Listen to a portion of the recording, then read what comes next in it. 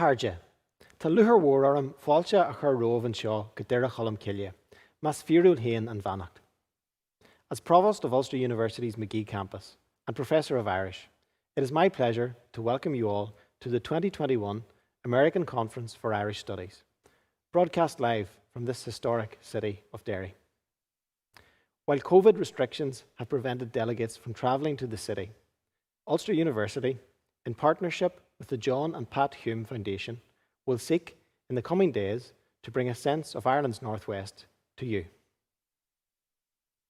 1500 years after the birth of our region's patron, Derry is a fitting backdrop to this multinational colloquium, which will recognise and celebrate Colm Kill as one of the most influential figures in Irish and British history and a huge influence on our political, diplomatic, cultural, scientific and religious past. The National ACIS conference provides the academic ballast to a year-long citywide educational and tourism programme that showcases the Columban story and its place in regenerating the city and its hinterland. In preparing for the conference, I was struck by a fascinating excerpt from Richard Sharp's edition of St. Eunan's Vitae Columbae, The Life of Colm Kill, in which he spoke of Colm Kill's parishioners, predicting a huge turnout of pilgrims to mourn the saint when he died. Hearing this, Colm Kill himself foresaw that it would not be as they had imagined. He observed, "When the time comes, it will prove not to be as you say. The men and women of the lay population will not be able to come to my funeral at all. Only the monks of my own community will carry out my burial and perform the funeral duties." Colm Kill's prophecy was fulfilled when inclement weather prevented any lay people rowing to Iona for the funeral, with the rains and the storm only abating after his burial.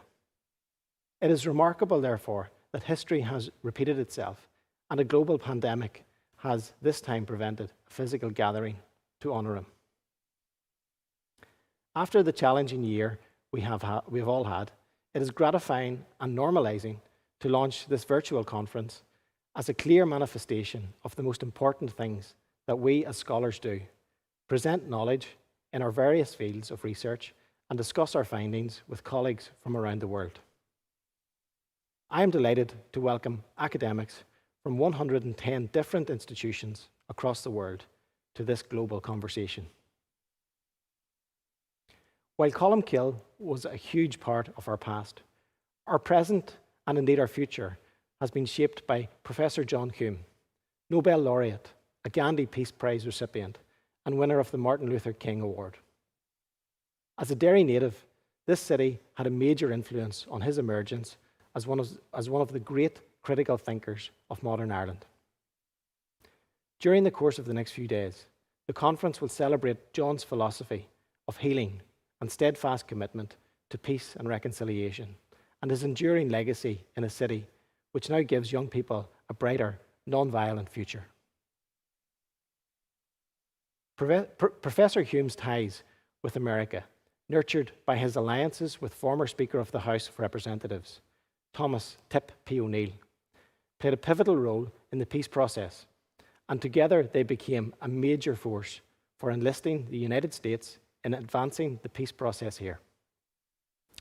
From 2002 until 2009, John Hume, in his honorary capacity as Tip O'Neill Chair in Peace Studies at Ulster, brought an unparalleled group of international figures. Among them, President Bill Clinton, Secretary Hillary Clinton, and Secretary John Kerry, to this very campus to lecture on peace, lessons to be learned, humanitarian assistance, and social development. Since then, through the award of honorary degrees, we have acknowledged the support of US leaders from across the political spectrum, business and the knowledge economy, who have contributed much to the growth and development of this region. Just 2 years ago, the current Speaker of the House of Representatives visited our campus when Congressman Richard Neal was awarded an honorary degree for his outstanding contribution to peace and conflict resolution across the island of Ireland. These enduring Irish-American connections will be a reoccurring focus throughout the next few days. While our political, cultural, and social ties with America clearly remain strong, our academic bonds have been consolidated through our collaboration with the American Conference for Irish Studies and our shared passion for supporting the expansion of Irish studies and all aspects of society, culture, and literature of Ireland and the Irish diaspora. In this recently designated UNESCO Learning City, we are all too aware of the impact of conflict and the need for education to enhance our understanding of the world around us, provide us with more and better opportunities, and improve our quality of life. As humanities scholars, we have a key role to play in preserving those great accomplishments of the past, helping us understand the world we live in and giving us tools to reimagine the future. The overarching conference themes of heritage, healing, and home act as a pathway for these times. Time for reflection, sense-making, and collective restoration is needed more than ever as we emerge from our homes and embrace our heritage and roots like never before, seeking healing and recovery that goes beyond the economic and transactional. The hosting, if only virtually, of this post-Brexit forum, some 3 miles from the UK-EU international frontier, is an opportunity to reflect on aspects of global diversity and equality in the tradition of Hume. In the coming days, our wide-ranging panel discussions will tackle historic and current aspects of heritage, healing, and home, with contributions from President Higgins, Congressman Brendan Boyle, and both the UK and Irish ambassadors to the US, Dame Karen Pearce and Dan Mulhall, with contributions from Philip Maker, Maurice Fitzpatrick, responsible for John Hume in America, The Boys of St. Columns, and many others, and journalist Suzanne Mackay, presenting her new work on Northern Protestants, and indeed a preview of the new digitised edition of the famed manuscript, the Cathach of Columcille. In the weeks after the loss of another of the region's literary giants, Seamus Dean's contribution to the Irish canon will feature alongside new examinations of Heaney, Friel, and a great many others. We will each represent our discrete interests as we interact over the next few days. Together with colleagues, I will be delighted to showcase outputs from our Irish and Celtic Studies Research Centre, which is regarded as being at the forefront of Celtic Studies research internationally, and our graduate Irish programmes, which play a vital role in preserving, sustaining, and celebrating Ireland's Gaelic literary and linguistic heritage. What will be most valuable though, will be the opportunity to hear from others, share experiences, and enrich our intellectual horizon. When we started enthusiastically planning this conference at the beginning of 2020, we had no idea how our world would be transformed.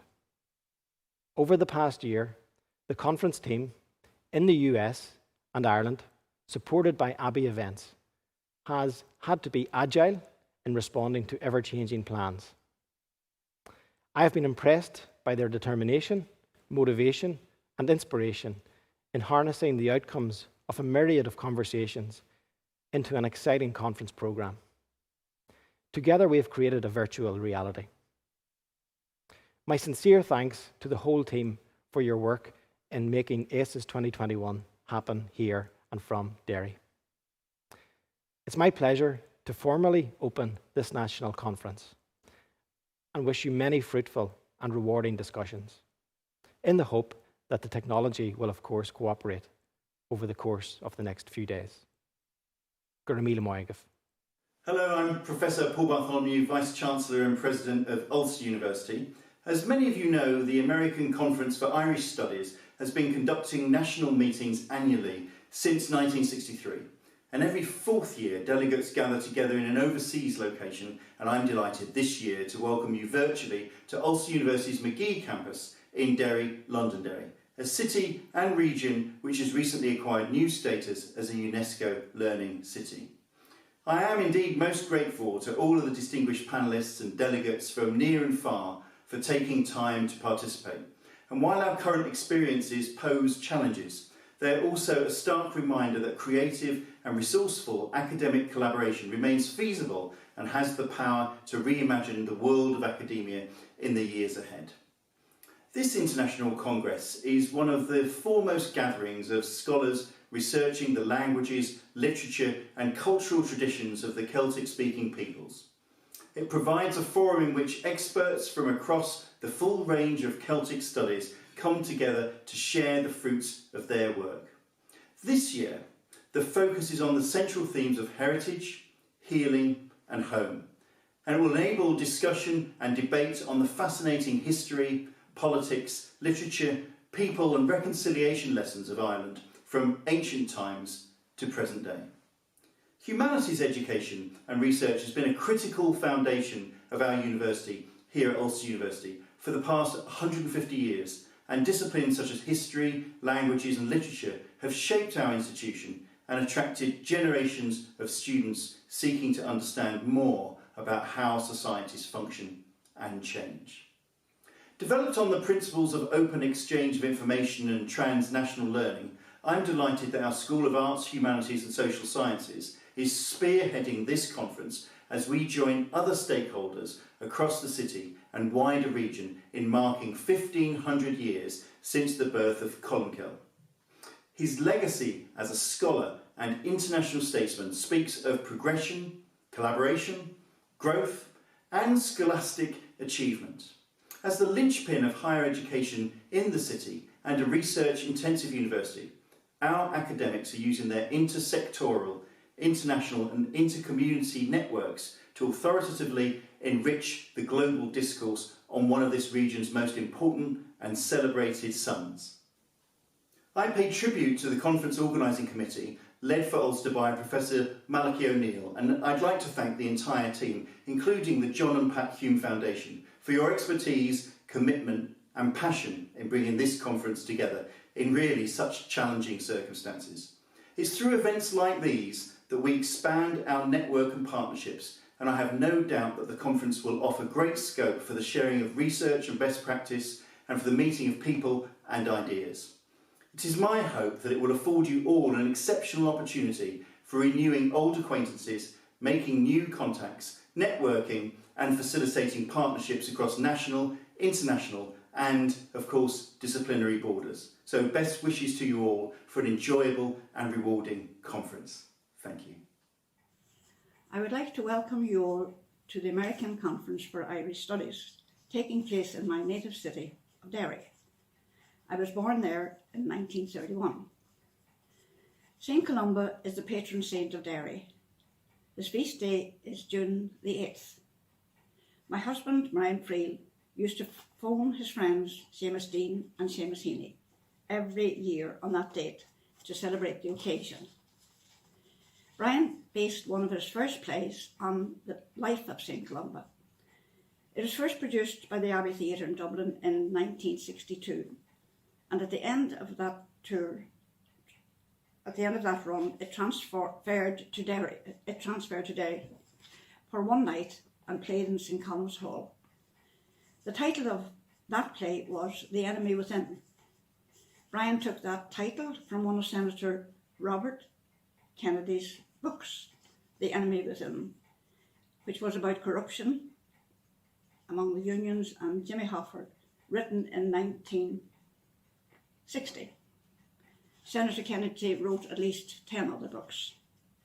A few years later, Brian wrote a play, Philadelphia, Here I Come.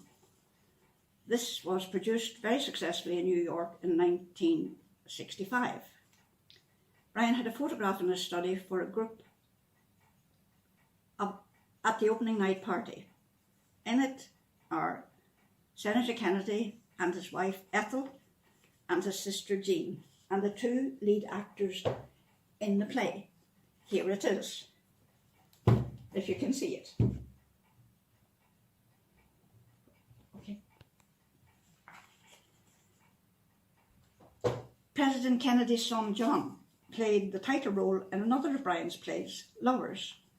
in a production at the Irish Arts Centre, Manhattan, in 1985. In 1970, Brian wrote, "I would like to write a play that would capture peculiar spiritual and indeed material flux that the country is in at the moment. I think that has to be done at a local, parochial level, and hopefully this will have meaning for other people in other countries." That was written 50 years ago. I hope that at last we are moving forward and that this conference will help us along that way. Stay safe and free. Hello, I'm Roma Downey, and I'm delighted to welcome you to the 2021 American Conference for Irish Studies taking place in my beloved home city of Derry. As a proud product of the Irish diaspora, this conference, focusing on the central themes of heritage, healing and home, will over the next few days touch on a range of subjects that are close to my heart. I have been shaped by my home and my heritage, and as a Derry native, I was a witness to the troubles which ravaged the city, particularly during my formative years of the 1970s and 80s. And that history has shaped my family identity and the values, traditions and culture that I'm handing on to my own daughter. Over the years, I've been delighted to travel home and see how the city has been transformed and restored. And as an honorary graduate, I'm happy to see how the university has also transformed. I look forward to seeing its further transformation through the new School of Medicine and all the other new and exciting developments that are going on over there. I've always been inspired by a whole range of community activists throughout our city, committed to creating a better home for a new generation of young people. And one of those pioneering community activists was John Hume, a Nobel laureate and someone I'd known my whole life and was proud to call my friend. It's fitting that this conference celebrates his philosophy of healing and his steadfast commitment to peace and reconciliation at a time when the city will commemorate 1,500 years since the birth of Columkill, broadly recognised as one of the most important evangelists in the early European Christian Church. It also seems appropriate that a conference that explores all fields of Irish studies, including poetry and theatre, should take place in a city that was formative in the lives of literary giants such as Seamus Heaney and Brian Friel, and that tradition carries on to this day through the wonderful work of Lisa McGee, the creator of the hit TV show Derry Girls, and the work of my fellow honorary graduate, Brona Gallagher. Their accomplishments are widely admired and put Derry on the world map. At this conference, we also celebrate the enduring links this city developed with America, where I now make my home. Given the diverse range of delegates attending this conference, those ties still clearly bind Ireland and America and have now been strengthened again with the election of the new president. President Biden can often be heard quoting Derry poet Seamus Heaney in his speeches. Let me take this opportunity to wish all of you the very best for the conference, and I hope that you find it not only enlightening and enriching, but most enjoyable as well. Thank you and have a great time. On behalf of the Hume Foundation, it is a real privilege to welcome you here, albeit virtually, to Derry for the American Conference for Irish Studies. While a virtual conference is never the same as being gathered here together in Derry, I'd like to acknowledge the creativity and hard work of the Chair, Professor Malachy O'Neill, and the organising committee, as well as all of the contributors for what looks like an outstanding programme. The three themes of heritage, healing and home in the anniversary of Columkill 1500 have brought together a fascinating selection of papers, roundtable sessions, and what promises to be excellent keynote contributions. Scholars and speakers are coming together in this virtual Derry space from all over the world, including our neighbouring island, which is how my father referred to the United States of America. My dad delighted in welcoming people to Derry, his home city of which he was rightfully proud. He would have relished the diverse contributions that make up such a programme. The themes of heritage, healings and home were obviously close to his heart and formative to his work. I recently read an address he made to the Irish College of Physicians and Surgeons in the mid-1990s, where he said healing is what politics should be about. Just as no doctor welcomes disease or injury for the sake of it, no politician should welcome conflict. To do otherwise is to betray the trust of our fellow citizens put in us.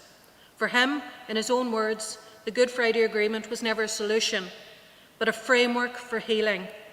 The work of the Hume Foundation seeks to build on this framework, to continue to seek pathways towards healing in Ireland and beyond, through connection, through dialogue, and through critical examination of our histories.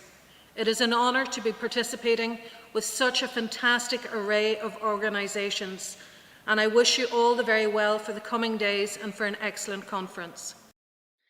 Hi, I'm Lisa McGee and welcome to the 2021 National American Conference for Irish Studies, taking place in my beloved hometown, Derry. As a proud Derry product, I'm delighted this conference is focusing on the themes of healing, heritage and home because they're all very close to my heart. My experiences of growing up in the city shaped me personally and it continues to inspire my work to this day.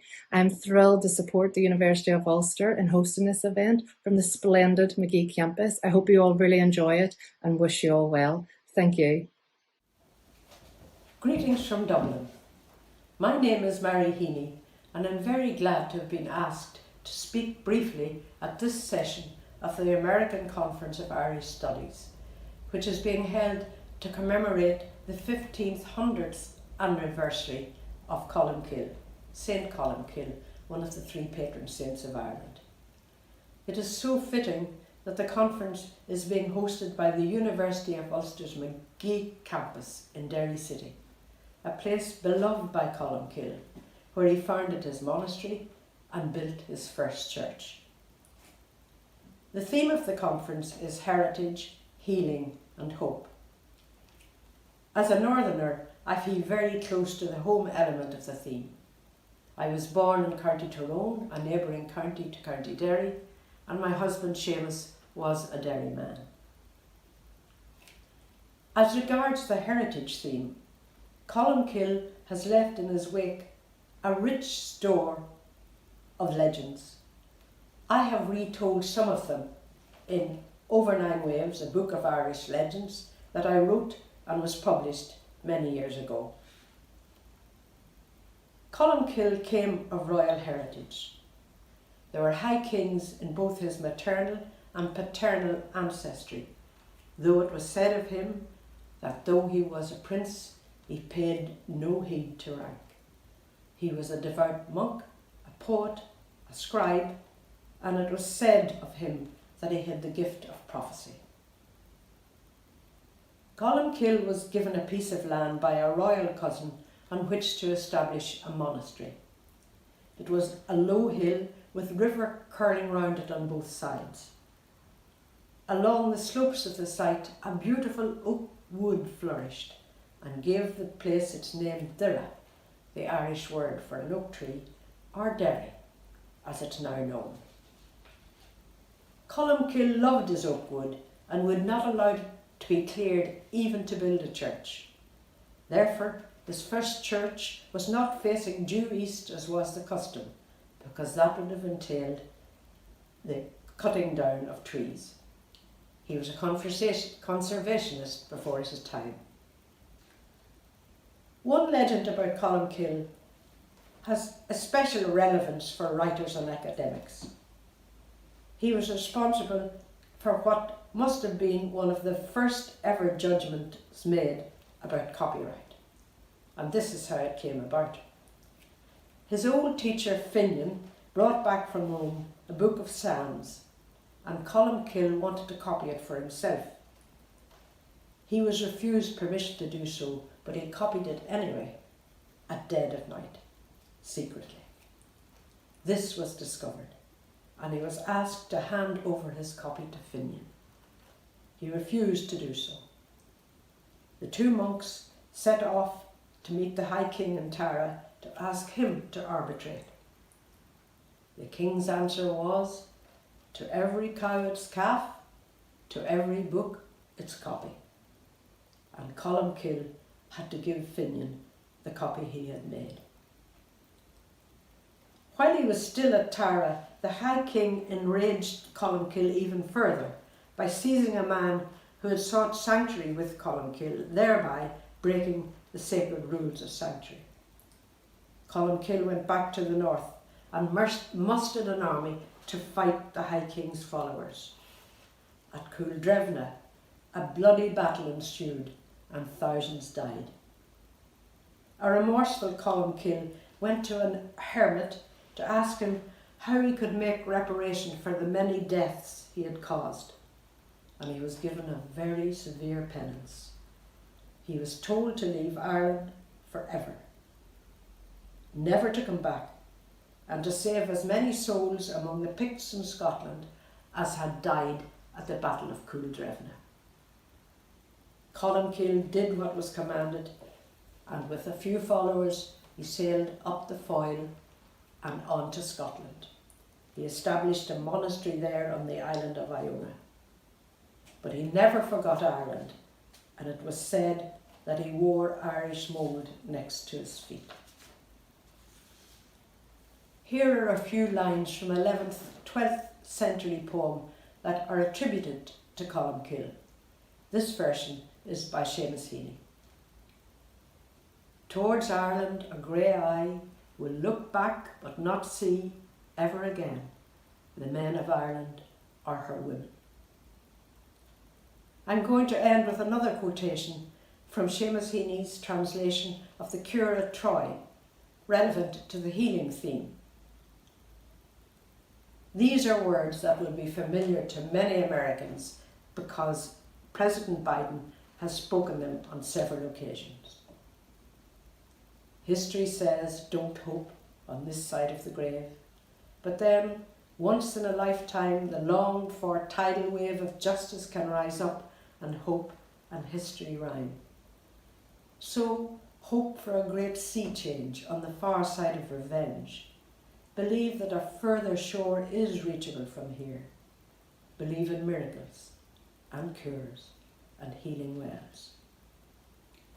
Thanks to the American Conference of Irish Studies and Magee College, we can all welcome Columkill back to his beloved Derry, back virtually like the rest of us.